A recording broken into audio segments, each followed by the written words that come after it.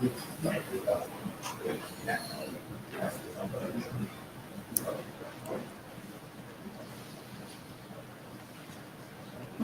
we start? Give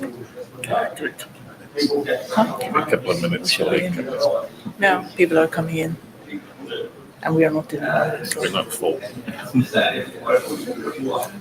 Start to circulate the blue sheets, maybe. We should sign up.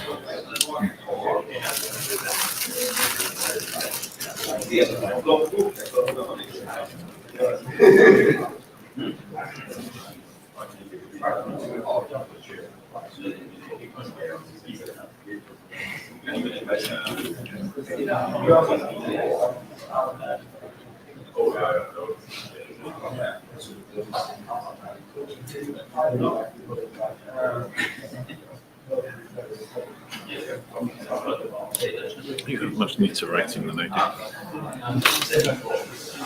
I don't think they need, I don't know what they do with them. Probably don't interpret all the names. They just count them. Yeah.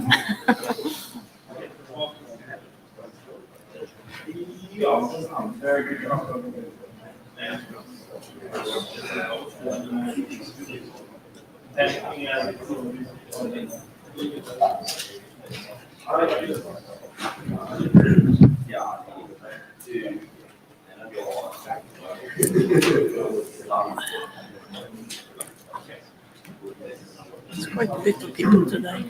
But More than usual.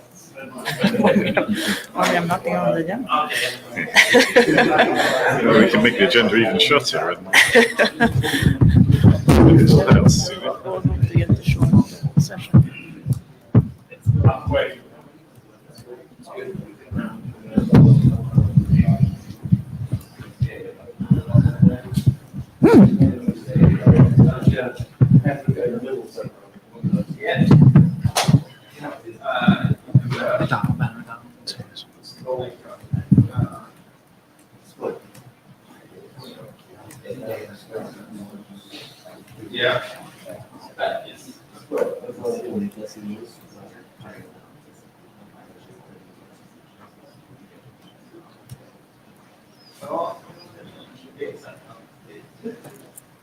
Okay, should we start? You're ready. Okay, welcome everyone. This is the RMCAT session. I'm Anna Brunström, and this is my co-chair, Colin Perkins. And we have our third co-chair, Martin Stimmerling, online in Jabber, I think. This is the note well. I think most of you should be familiar with it. If not, please read it carefully. The rules, of course, apply to this meeting as well as all other IETF meetings. We need a notes taker and a Jabber scribe. Thank you, Jonathan. Do we have anyone that can take some notes? Alan, maybe? You have been a good note taker for us before. All the way back here. Okay. Thank you. And you have all the meeting material online as usual, of course, and you know our mailing list is also available for all the discussions. So we have a fairly short agenda today. We want to go through the status of the working group documents. Then Colin will give an update on the feedback for congestion control. This draft is now with ABT Core, but it's still good, I think, to get an update for RMCAT, what is happening there. And then we have Jörg, who will give an update on the eval criteria draft, and we will have Xiaoxing remotely giving an update on the video traffic model. So we were hoping to maybe also have some experimental results, but we don't have that ready yet. So I think we will have some of those from multiple parties at our next meeting. So let's start with going through the status. So for our algorithms, we have the SCREAM draft has now been published as an RFC 8298. So thanks to the authors for pushing that through the whole process. We have the coupled congestion control draft that is still in the editor's queue that is waiting for the NADA draft. The shared bottleneck detection draft is submitted to IESG, so that is also being processed. And then we have the NADA draft, which has passed the second working group last call. We had an update in the last meeting. Then we had some updates for the authors. Martin is the shepherd for that document, and we hope to get that shipped maybe by the end of the week. So then we will have all of those candidate drafts out to the ISG or already published. The GCC draft is still with the authors, and it's unclear if that will progress or not. The requirements draft was the first draft that was made, and that is still in the editor queue, waiting for completion of other drafts. The evaluation drafts, we have a number of those. So the eval test draft is ready for working group last call. We have the draft describing the wireless test cases. This is also ready for working group last call, and they have been waiting at least the first one for the eval criteria draft because we wanted to ship them as a bundle. So hopefully we have that on the agenda today. Jörg will talk about that. So we hope to get them all going for working group last call very quickly. And then we have the video traffic model that Xiaoxing will make an update on, but that is also ready for getting reviews and getting towards the end, I think. The feedback message draft was completed from RMCAT. It has been handed over to AVT Core, but we still have a draft Colin's draft that looks at what this means in terms of the overhead and so on. So this draft will be updated once the draft in AVT Core is finished. Then it will be updated to reflect the final version of the feedback message. And then we have some drafts related to the interfaces that we haven't really decided what to do about. I think that we are probably going to get back to them once we have finished the evaluation drafts, unless there is any updates on that. So Varuna and Sahid had an item some time ago to think about what we should do with them, but I think not much has happened there. So I think we will get back to that once we get the evaluation drafts out, and we looked for also the next step for how to take the candidate drafts further. Then we should also think about the framework draft and if we need that to describe the candidates as we go forward. The milestones, we are a bit behind, so we need to update them, but we hope to ship the requirements and evaluation criteria soon. And we need to think about when we can have some first draft also reporting on evaluation results from the algorithms, but we will update these drafts in a bit, milestones in a bit. That was a short update on the status of the documents that we have in the working group. Are there any questions or comments on that part?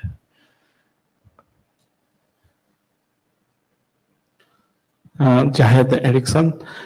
So what's our plan then with the eval criteria draft? We have a presentation on it later. We have that on the agenda today. Okay. And Evaluation criteria, like Varun is presenting something. Jörg is presenting. No, you're presenting something. Okay, sorry. I didn't get that. Okay, thank you. Yes, that was... Yes, so we can go back to this is the agenda. So, okay, then Colin is up first. Let me find your presentation.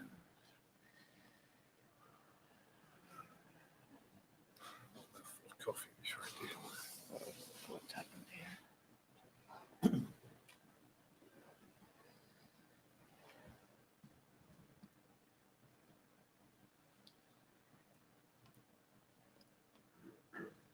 Okay, hi, my name is Colin Perkins. I'm presenting the TCP feedback format for congestion control.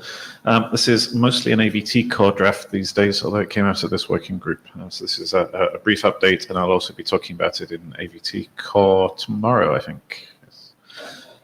Next slide, please.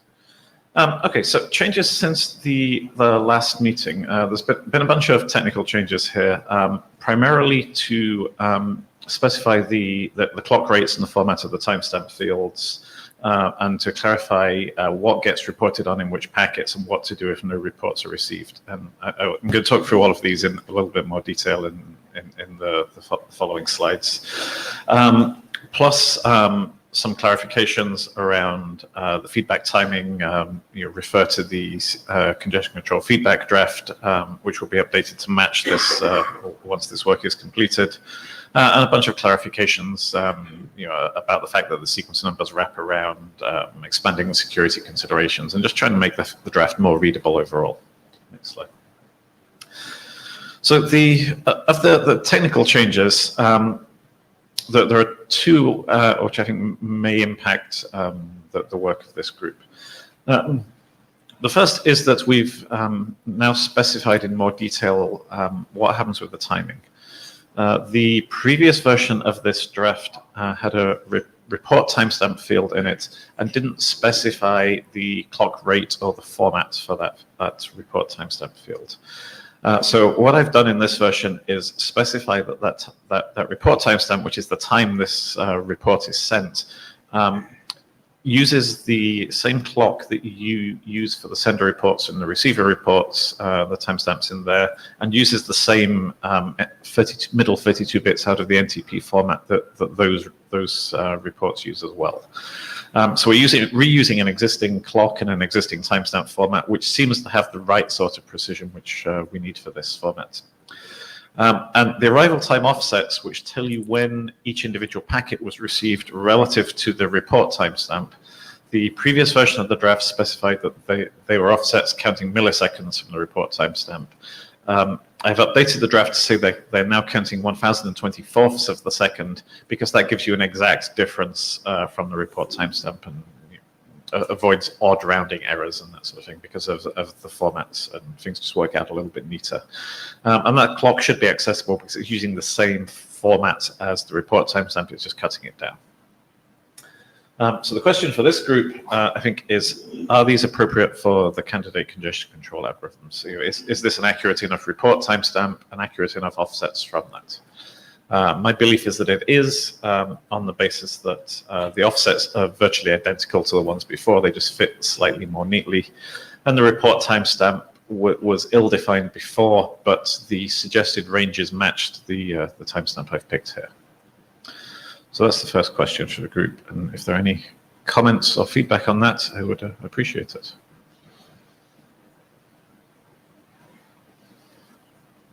No?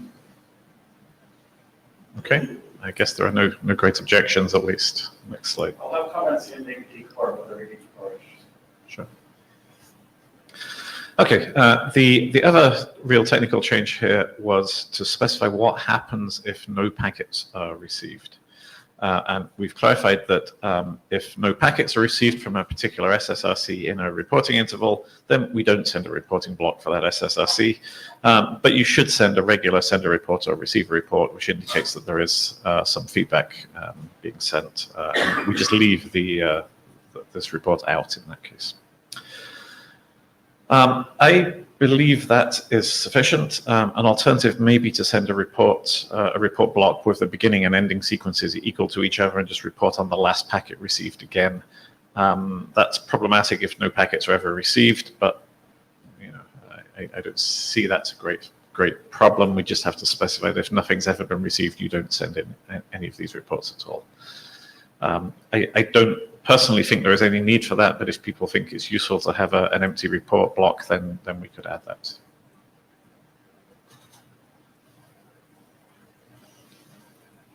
Yeah, Jonathan, it's not clear to me when you would know you need to send an empty report block as opposed to an SSRC you saw just happened to be only ever a receiver. So I don't know why you would know to send it. Yeah, I mean, you would send it whenever you were doing your regular reports, and you just. But I mean, why would I use that SSRC as opposed to any of the other SSRCs I happen to see in the RTB session? Yeah, or if something went silent. Yes, right. So I would say, I mean, you also don't send a reception report for that source in that case. So. Right. Yeah. So yeah, to the extent you care, you just send a reception report with the last sequence number received, and it will be the same as the previous last sequence number you received, so you can tell nothing's been received. So I think this works fine. Okay, next one. All right. The other thing we now specify is that we should give guidance on the sequence number ranges that you should include in the packets, and that just says that each report should report on a consecutive range of sequence numbers.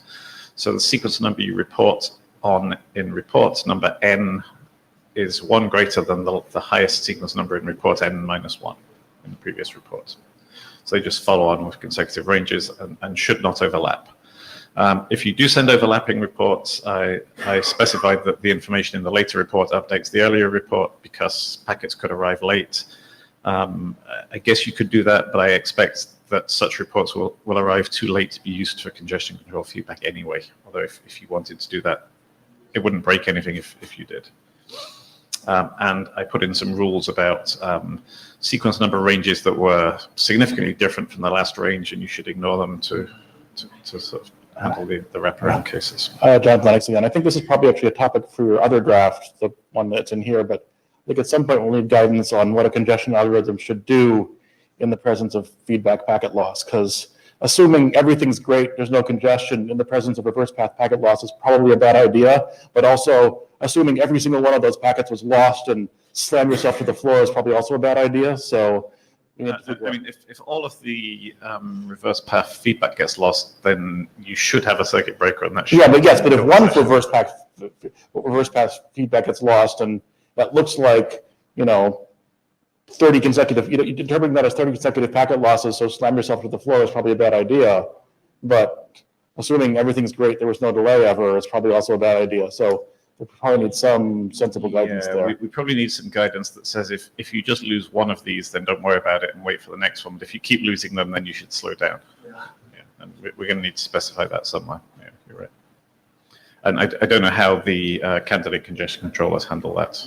Maybe that's an issue for them.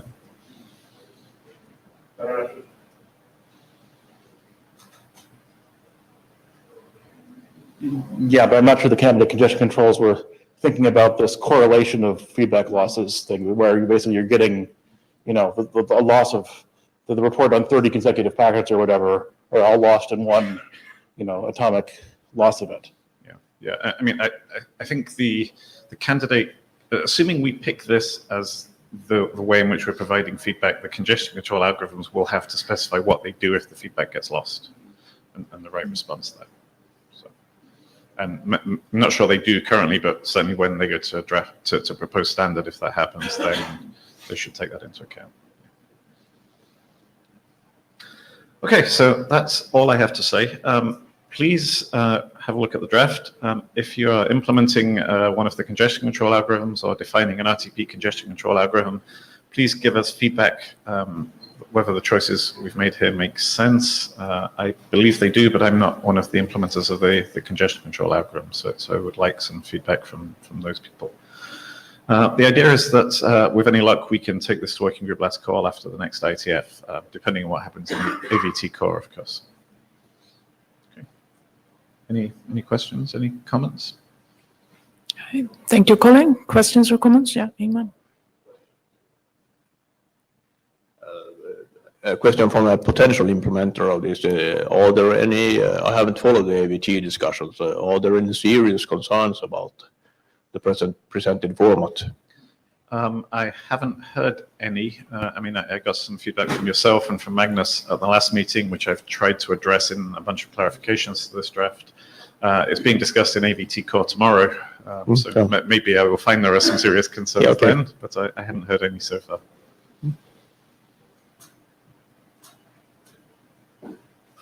Okay. All right, thank you. Okay, thank you, Colin.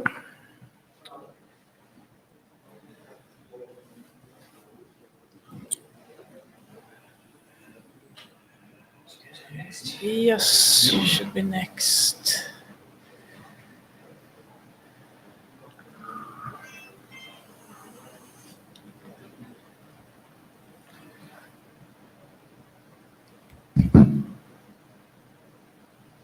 All right. So my name is Jörg Gott. I'll have a brief discussion of the draft IETF RMCAT eval criteria version 06. Next slide, please. This has been a while. So the draft expired about a year ago, not quite a year ago. And from my just digging through the mailing list, there hasn't been any traffic related to this since kind of middle of 2016, so before the draft expired. So since this is evaluation criteria, one would usually expect that everybody would be looking at this because they need to get the evaluation done. Apparently, that was clear enough, so everybody went off and did some evaluation. And now we would like to close this, but come to a conclusion in a way that actually matches what people have been doing. So that would be pretty useful. As a quick reminder, so this provides a bunch of recommendations, talks about metrics, about network parameters, wireless links are outsourced to a different document, and then about some transport parameters. And the whole point is to finally wrap this up. As Colin said earlier, there's other documents waiting for this. Next. So we had 3 open issues documented in this draft, of which I don't quite remember how they actually came about, but that's been a while. So the first one was related, a comment came up at some point about whether one should be using Jane's Fairness Index for comparison. And so looking at this, our suggestion would be, since we haven't really seen, so people didn't seem to be very keen on this, and it might create all kinds of interesting questions on how to compute, when to compute, for what to compute. Our suggestion would be just to remove this open issue, declare it done, and not talk about this any further. See some nodding. So, Jahed from Ericsson. I think I like the suggestion because we have been looking into fairness things. Obviously, especially the test case scenarios that we define and the evolution made. Presented here using those kind of things. None of us used the Jane Fairness Index, and we just looked into more about throughput fairness and all these things. So I don't think like this makes sense to talk about it anyway. okay, Thank you. good. Okay, we have a question in Metago. Hi, this is Xiaoqing. Can you guys hear me? Yes. Yes, we hear you. Okay, great. Yeah. So my question is, I think dropping the Jane's Fairness Index is fine. Do we still have something in the eval criteria draft that addresses the fairness concern? Because I think at least qualitatively, maintaining fairness across streams is a good thing to strive for. There's nothing in the draft as of now that discusses explicitly fairness for evaluation. There's this comment. Of course, there's discussion on how it deals with background traffic, and there is text in there in other places that says you shouldn't be k times worse than another type of traffic. And then there's of course the baseline that we have, that if something goes horribly wrong, we have always the circuit breaker fallback. But there is no explicit definition of a fairness metric inside the document. So my question is the plan to drop the mention of a Jane's Fairness Index only, or is the plan to drop the discussion of fairness altogether? Right now, the discussion is exactly 3 lines, and this is this issue. And we are planning to drop this issue so and thereby this part of the discussion. Yeah, so my proposal would not be drop the discussion on fairness altogether, because at least that is an important issue. We may admit we don't have a quantitative way to measure it, but for instance, guardrailing things to be not exceeding k times is a good criteria, right? So even though it's not it's not a score. So we certainly welcome concrete proposals of text that should go into the document that we can discuss on the list and have included in there then, if we can come to a conclusion. But I would like to push the ball over to you to make such a suggestion. Okay, sure. So basically, we can send some suggested text to discuss fairness. Is that what you're asking for? So we have one comment against fairness, one comment in favor. Do we have other people on that issue?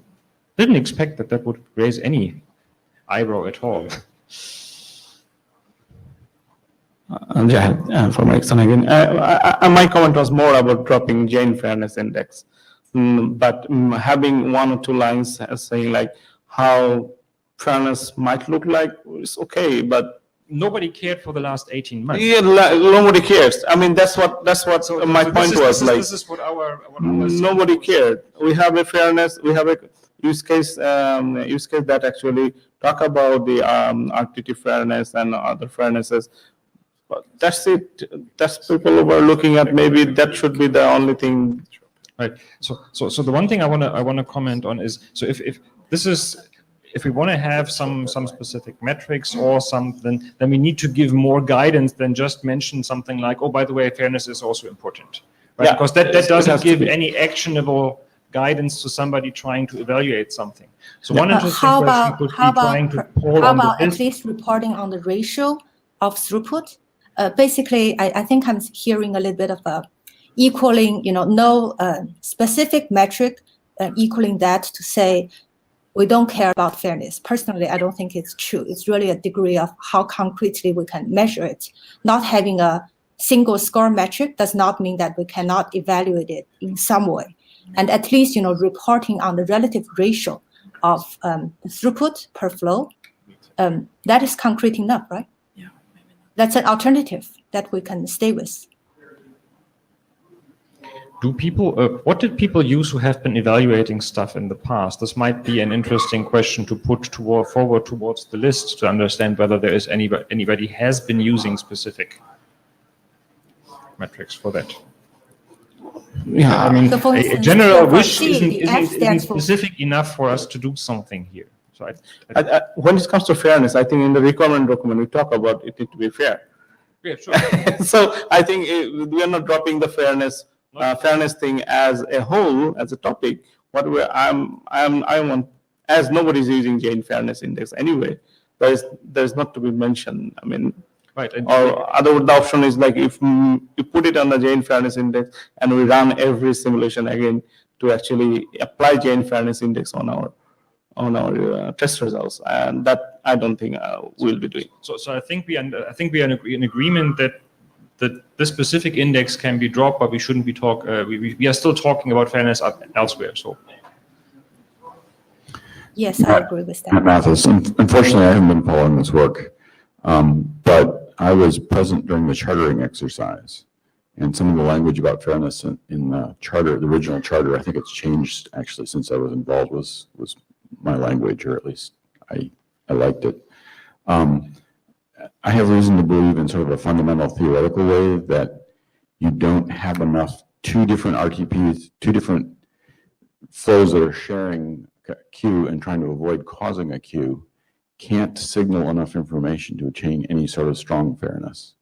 What's more important is things like freedom from starvation, which I don't know if you can define here, but although we all have the sort of philosophical interest in some definition of fairness, if the convergence time is hours, it doesn't matter. It's pointless. And the information rate that two senders get between each other is such that that's likely to be the case.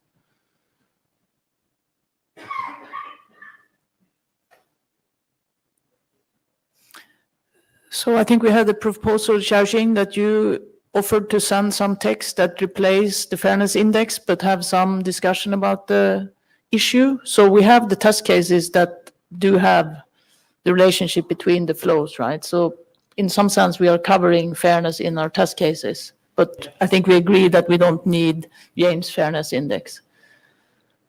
Yes, I can provide some Inter is good enough draft text.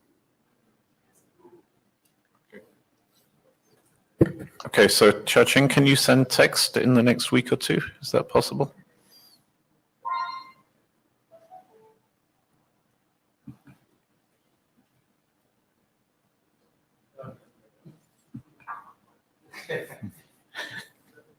Yes, you're on, Xiaoxing. Oh, can you hear me? Yeah. So I was saying, yes, I can send in some draft text for the mailing list to discuss over. Okay, thank you. Sounds good, thank you. Because we do have some experience here from the experiment, so it's good if we can get that in the draft. Yeah, thank you. Okay, hooray, next slide. Another issue that we had was on the loss generation model, which is section 4.4.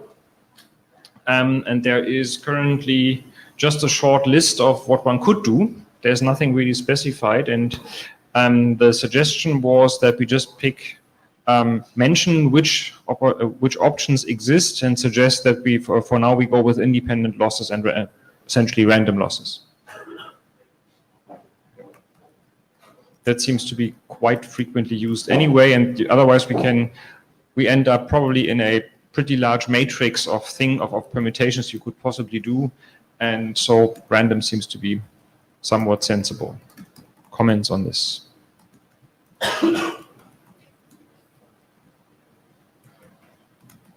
Okay.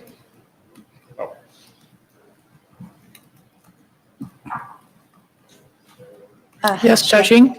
Yeah, so I agree with the suggestion here. It makes sense. I wanted to ask for random packet losses IID. Do we have a suggested range? If I remember correctly, there is, right, sort of in the eval criteria.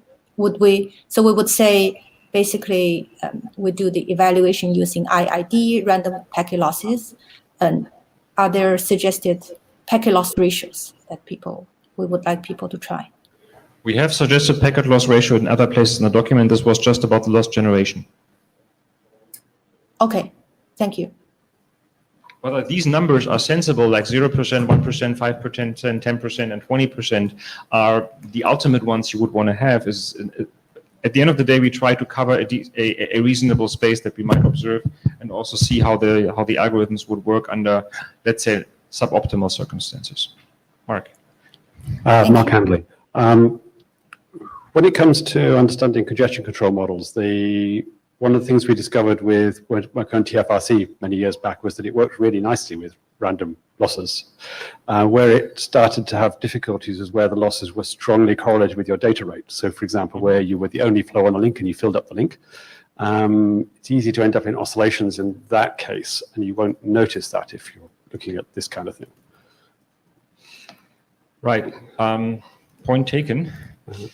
Not sure what you can do about it, but I thought I'd mention it. This is not. I mean, one way forward would be that we say, okay, there's a reference thing that you have to do to look into stuff, and we might actually document these kind of past observations in a sensible form, and then say that you may want to use alternative models and not just try with this, but otherwise we would need to fight over, I don't know, 5, 10 or whatever different loss generation models. So maybe this is a sensible way ahead here. Yeah, I mean, the simple thing from a simulation point of view to avoid you shooting yourself in the foot is to actually, if you're just simulating into a you can build a queue, bandwidth right? link, and you model the queue, and it doesn't require anything fancy. You just need to have that correlation between I send 5% faster and suddenly my loss rate goes from 0 to oops, quite large. But we do have test cases that cover the self-induced congestion, right? Yeah. Okay. So it seems like we have a plan for that one, namely making it random and then having the pointers to the other models plus some beware note that ensures that people won't just optimize for the single case.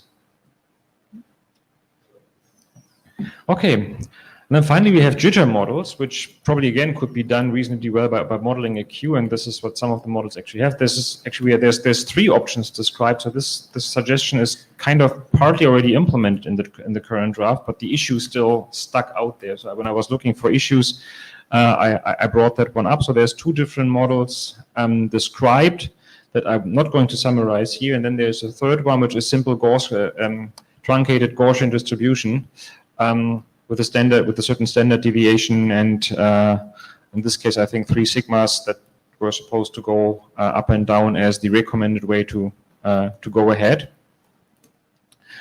And given that this is in there, is this what people are doing, or are other models being used? Do you just build queues? So this is something we are going to ask to the list as well to get some feedback of what people have been using in their evaluations. Right now, this is a very simple recommended model in there. So any comments? Nobody cares about jitter. Good. We have buffers anyway, right? Yeah, I think we should care about jitter because Good. Whenever we introduce the jitter model in the test cases, the things started to become more vivid.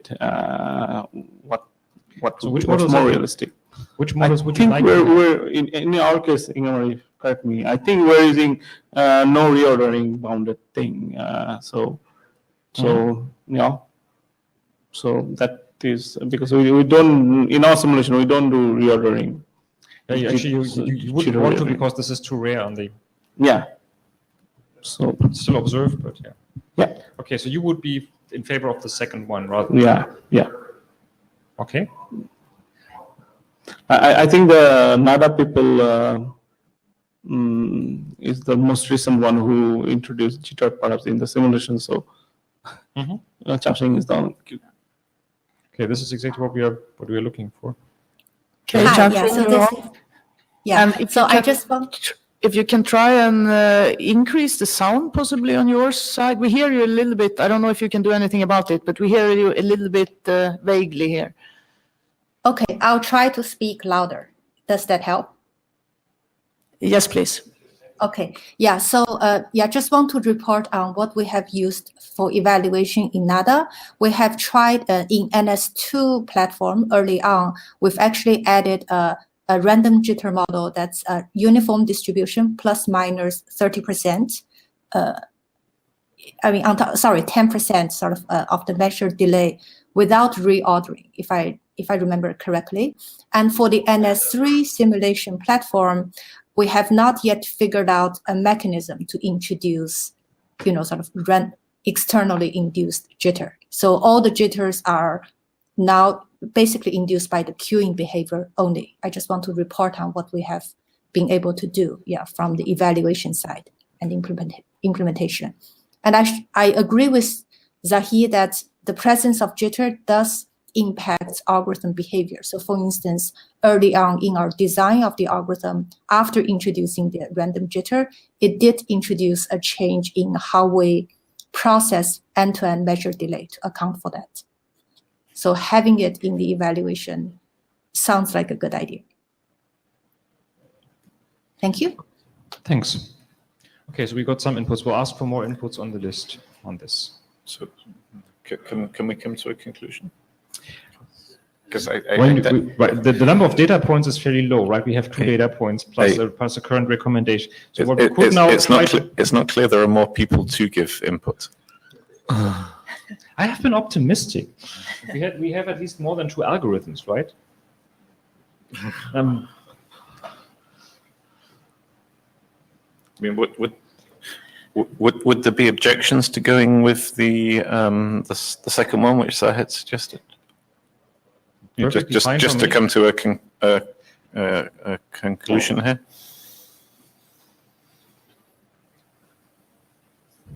I see no objections. So that seems consistent also with what Xiaoxing was reporting, right? Okay, then we have a conclusion here, which we need to reconfirm, of course, but otherwise, good. Yeah, I think we can take that as the suggestion. Okay, then next final slide. Ask the list, update the draft, maybe first update the draft, then ask the list, and then ship it. Comments? So I had one question about the TCP part, because there was some discussion about the TCP model. Is there anything outstanding about that, or there is no issue there? Not that I was aware of.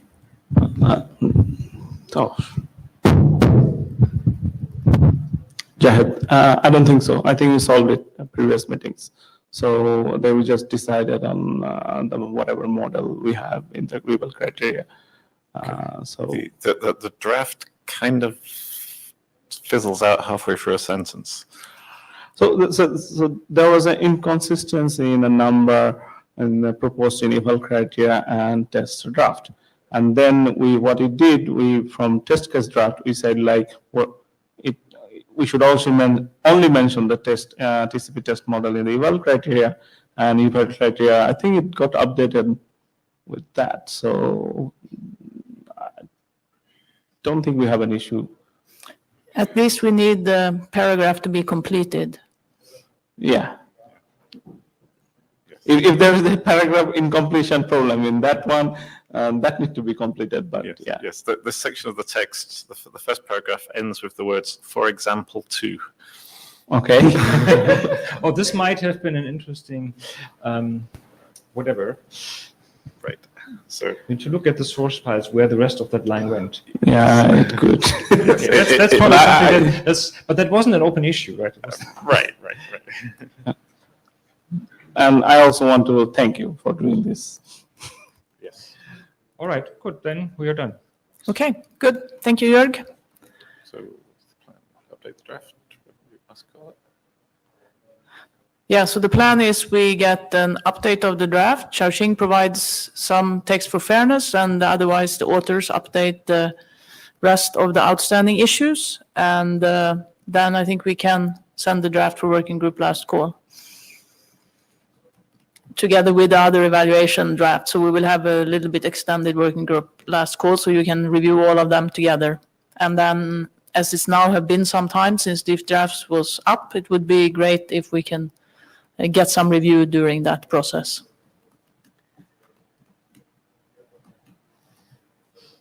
Okay,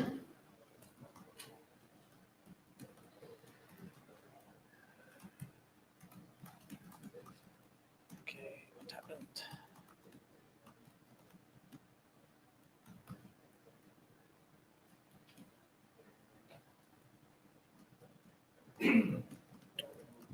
Okay, then next up is Xiaoxing. Yes, just checking. Can people hear me? Good. Yes, we can hear you. Okay, I'm ready to present.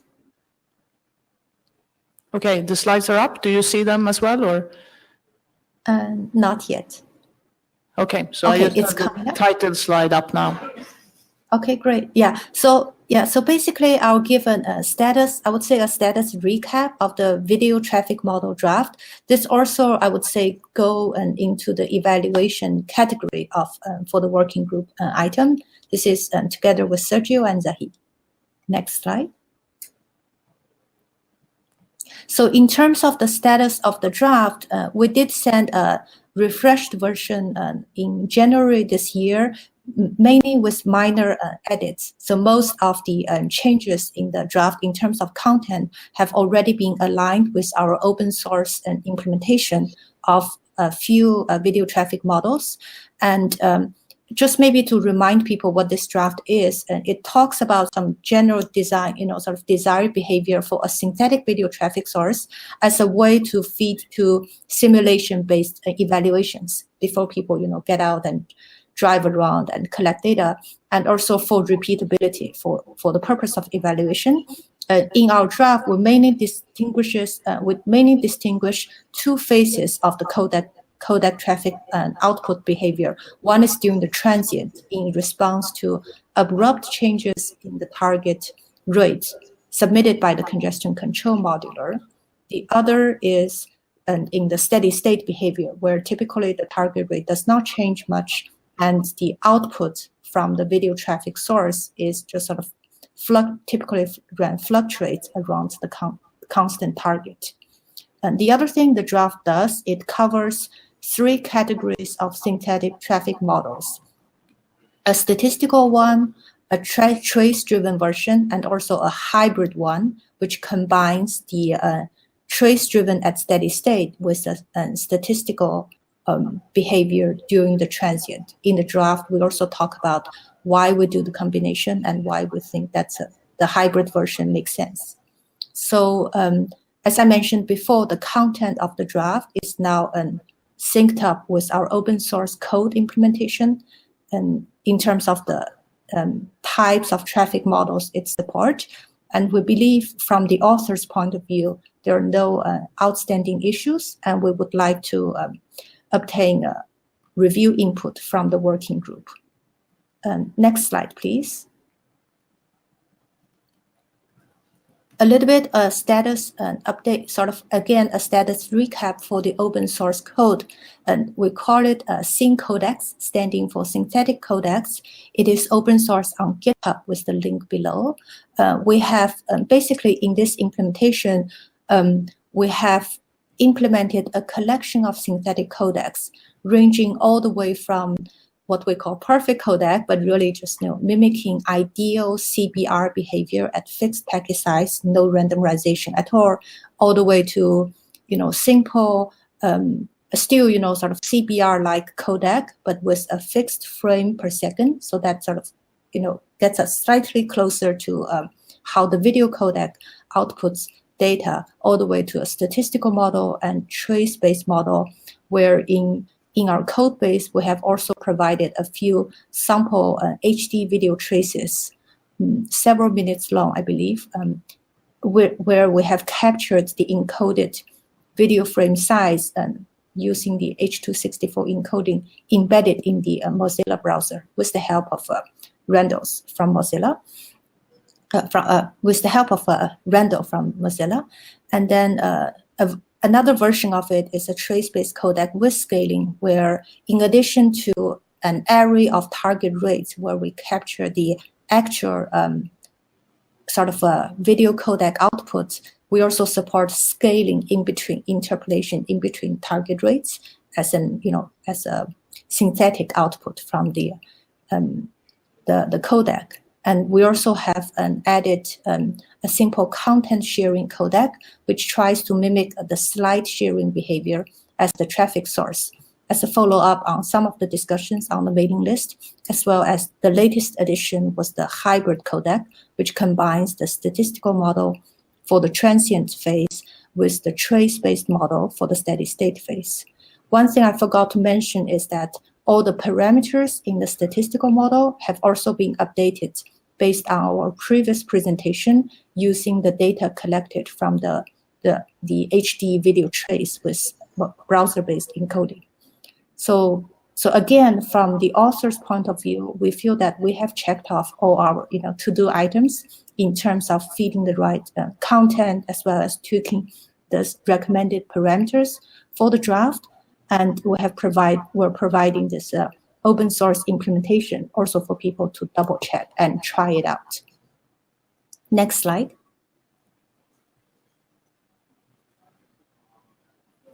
And also maybe as an example for the evaluation of NADA, we have been using synthetic code, the SynCodex modular as part of our NS3 based evaluation.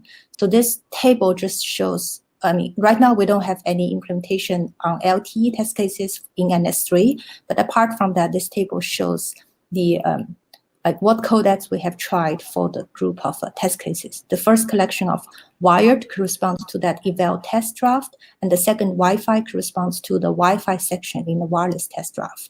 Of course, and I'm providing the link to the collection of results we shared last November for evaluation of this algorithm in NS3. Next one. Yeah, so basically as a recap of obviously our next steps, in terms of evaluation effort, we would like to add additional evaluations for the Wi-Fi test case using the few extra codecs. The code is all ready. It's really a matter of running them and reporting on the results. And when the LTE test case implementations are ready, another colleague of mine is working on that item. We hope to also add evaluations in NS3 for using these codecs. And from the draft point of view, though, we think the draft is, there's no more pending edits from the authors at this point, and we would like to obtain review input from the working group. And given that now we're in the phase of trying to ship all the evaluation drafts for consideration of working group last call, I think this draft also belongs to that category. So any input or questions from the audience?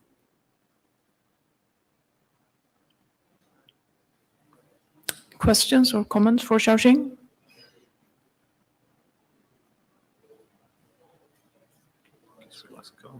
We don't have so much review on it, but okay. Said? Jahid from Ericsson. Well, I'm a co-author of this draft. I have been reading this draft every time Xiaoxing does some updates. So it's in a pretty good shape actually. And it's quite good reflection of what is in the code. So that's a good thing. Just to clarify, this additional evolution of Wi-Fi test case, MT test, that has nothing to do with the draft, right? That's a different thing Xiaoxing was mentioning.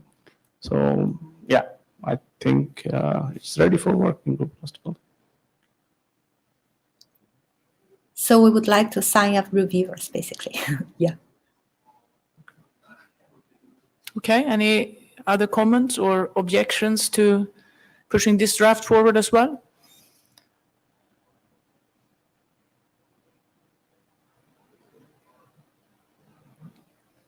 No? Okay. Then I think we can push all 4 of them. Okay, very good. Thank you, Xiaoxing. Thank you. So this was the last item on the agenda. Unless anyone has anything they would like to add or bring up. John Penix, I was just thinking, given the discussion in the chair's lunch, I was wondering if this would be an interesting topic to do a hackathon at the next IETF, to have people working on RMCAT related stuff, if that's something that people, it might be worth asking people about or whatever. Because I know that there's, been some thought about getting this into the browsers, the WebRTC stacks particularly, so. Mm-hmm. I suspect that would work better if the authors of the candidate algorithms were there, but Yeah, I mean, are they likely to be? if that was the case, then it okay. would seem like it would be worth. Or even like splicing the algorithms into the browsers or something like that, so. Yeah, I should say, as author of one of the candidate algorithms, my first reaction indeed it sounds interesting. Yeah, I'd like to participate. It's a good suggestion. We can think about that. Bernard, but it kind of isn't possible to do that without a standardized feedback mechanism, which is what's going on in ABT Core. So you kind of...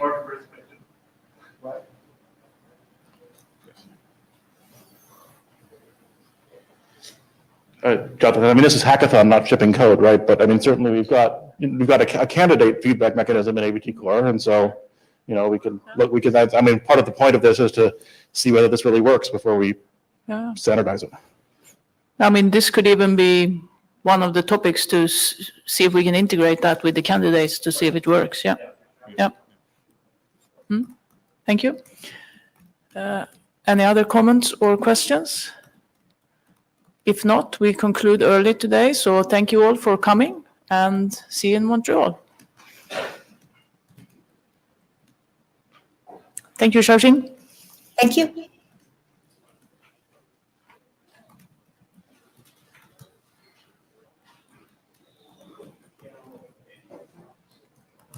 It is Montreal next time, right? It is Montreal next.